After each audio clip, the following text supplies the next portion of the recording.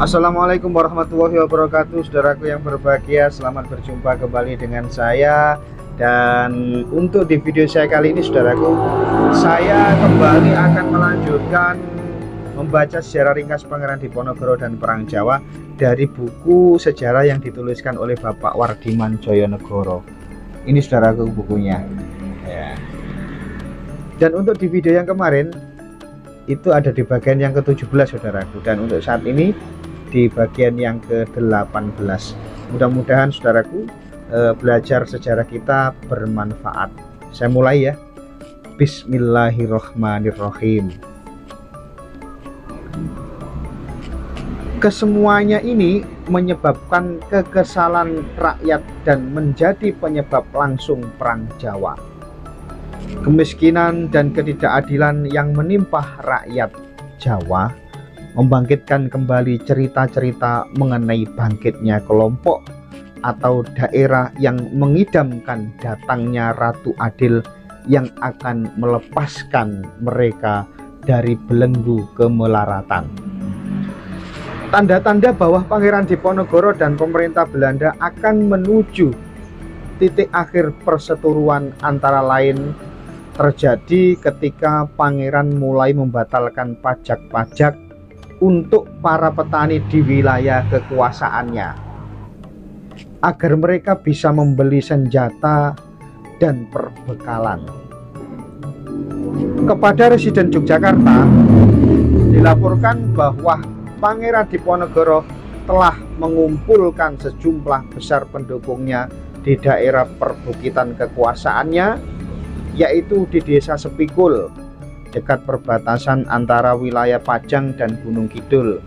Jadi sudah ada yang melaporkan ke Residen Yogyakarta bahwa Pangeran Diponegoro ini akan mengadakan perlawanan.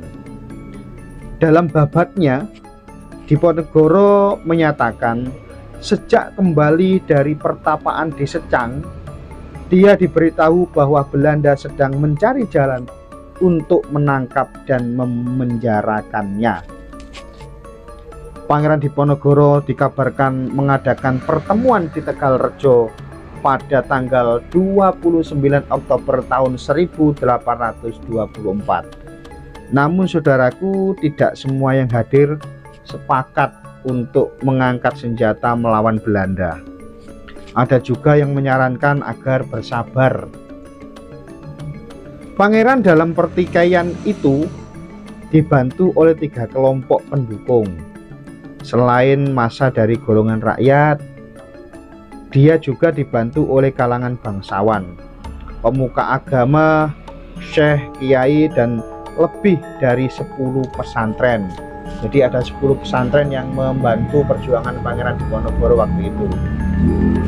Nah, masih dalam suasana hubungan memanas antara Pangeran Diponegoro dan pemerintahan Belanda, sebuah peristiwa penting terjadi.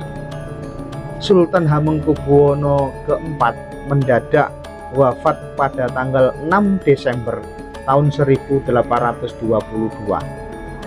Kematian dalam usia yang masih muda, saudaraku, dalam usia 18 tahun, pada saat Hamengkubuwono IV ini sedang bersantap siang atau makan siang yang dianggap tidak wajar. Jadi setelah makan siang, kemudian Pangeran atau Sultan Hamengkubuwono keempat ini mendadak meninggal. Dia lantas digantikan oleh putranya, yaitu Hamengkubuwono kelima yang bertahta pada tahun 1822 sampai 1826. Kemudian 1828 sampai 1855, yang sangat masih kanak-kanak, yang masih berusia 3 tahun. Sekali lagi sebuah dewan perwakilan dibentuk seperti yang terjadi saat Sultan Hamengkubuwono keempat menjabat. Patih Danurejo IV diperintahkan menata urusan kesultanan, tetapi tidak boleh melakukan sesuatu yang penting tanpa izin residen. Segala sesuatu di luar hal itu, terutama yang terkait dengan pengasuhan dan pendidikan Hamengkubuwono V serta pengelolaan keraton dan keuangan harus dilimpahkan kepada 4 orang wali, yaitu Ratu Ageng, Ratu Kencana, Pangeran Mangkubumi, dan Pangeran Diponegoro. Ratu Ageng dan Ratu Kencana bertugas mengurusi pengasuhan dan perawatan, sedangkan 2 nama terakhir utamanya bertanggung jawab atas pengelolaan kesultanan selama masa perwalian. Terjadi sebuah bencana alam segera setelah penobatan Hamengkubuwono ke-5 dan pembentukan Dewan Perwalian, yaitu meletusnya Gunung Merapi yang terjadi tanggal 28 sampai tanggal 30 Desember tahun 1822, disertai gempa yang menimbulkan kerusakan besar. Sungai yang berasal dari Merapi Merbabu penuh dengan lumpur panas dan batu-batu besar, membuat airnya meluap dan mendidih. Tidak terbilang jumlah penduduk yang meninggal akibat malapetaka ini. Musibah ini menambah penderitaan masyarakat Jawa bagian tengah selatan.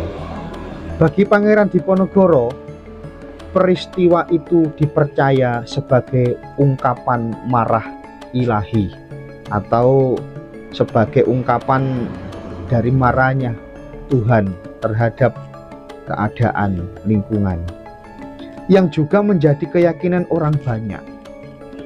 Peristiwa itu diyakini sebagai bukti lanjutan bahwa Jawa akan memasuki zaman baru yang berat antara Mei tahun 1824 dan Mei 1825, waktu sang pangeran sedang ada di Gua Secang, Selarong. Selama bulan Ramadan, dia mengalami serangkaian penampakan yang akan membantunya membuka pemahaman mengenai panggilan jiwa menjadi Ratu Adil. Saudaraku, itulah tadi sedikit saya membaca sejarah ringkas Pangeran Diponegoro.